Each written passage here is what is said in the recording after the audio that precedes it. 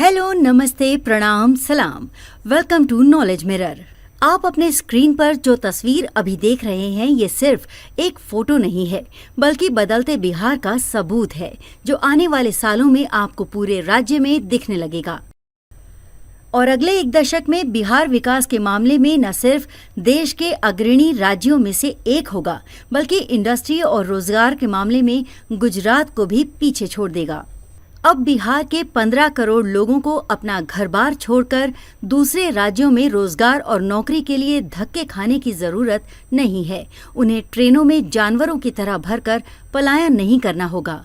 अब वो परिवार के साथ अपने ही राज्य में सम्मान और समृद्धता से भरी लाइफ जी पाएंगे।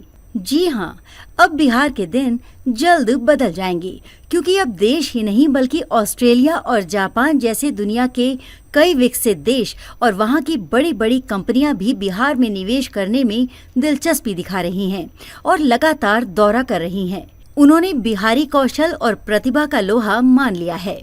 ये जो तस्वीर आप अभी देख रहे हैं वो कोई मामूली कारोबारी नहीं, बल्कि फॉक्सकॉन के चेयरमैन शियांग लियू की है, जो बिहार आए हैं और यहाँ निवेश की संभावनाएं तलाश रहे हैं। फॉक्सकॉन ताइवान की वही कंपनी है जो दुनिया भर के लोगों की पहली पसंद आईफोन बनाती है।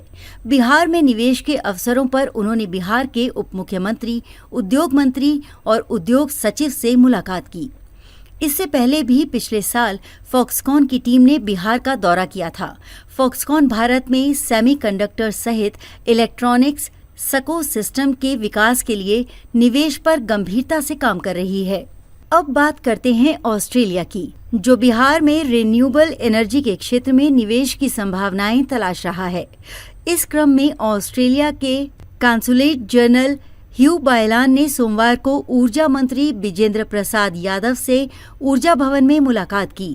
बायलान 2 दिन के बिहार दौरे पर हैं।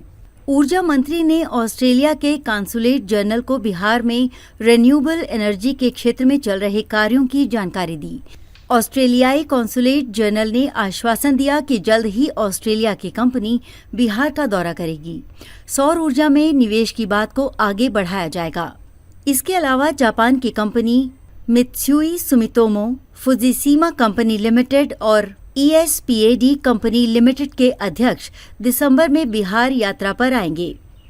ये सभी कंपनियां बिहार में निवेश करना चाहती हैं। फिलहाल बोधगया में निको international cooperation for community development जैविकी खेती के क्षेत्र में 2018 से काम कर रही है।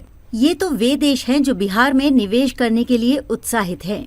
अब हम आपको बताते हैं कि कैसे बड़ी भारतीय कंपनियां लगातार बिहार में निवेश कर राज्य को अगले दशक का इंडस्ट्री हब बनाने में अहम भूमिका निभा रही हैं, जिससे राज्य के लोगों को अब घर में ही रोजगार और नौकरी मिलने लगा है। बिहार में निवेश का माहौल धीरे धीरे बदल रहा है और इस बदलाव के पीछे सरकारी नीतियों, आधारभूत संरचना में सुधार और उद्यमियों की बढ़ती रुचि का महत्वपूर्ण योगदान है।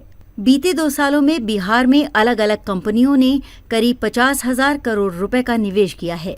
ये निवेश IT और सर्विस सेक्टर सहित तमाम अलग अलग क्षेत्रों में की गई हैं।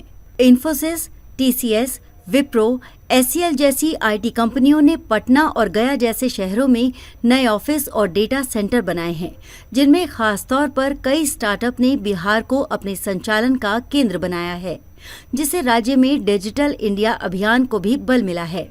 इन कंपनियों में राज्यों के हजारों युवाओं को सीधी नौकरी मिल रही है। वहीं अडानी ने नवाज में 1500 करोड़ की लागत से सीमेंट प्लांट लगाया है।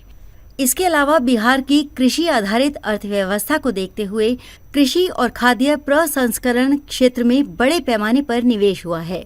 कई कंपनियों ने राज्य में खाद्य प्रसंस्करण इकाइयां स्थापित की हैं, जिससे किसानों को उनके उत्पादों का उचित मूल्य मिल रहा है। इंफ्रास्ट्रक्चर और रियल एस्टेट के क्षेत्र में भी बिहार में भारी निवेश हो रहा है। कई बड़ी कंपनियों ने निवेश किया है।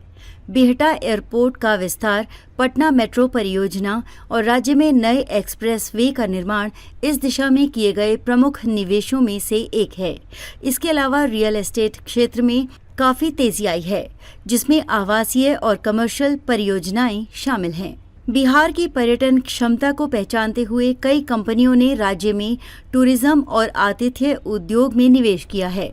गया, बोधगया, राजगीर और नालंदा जैसे स्थलों पर नए होटलों, रिजॉर्ट और पर्यटक सुविधाओं का विकास किया गया है।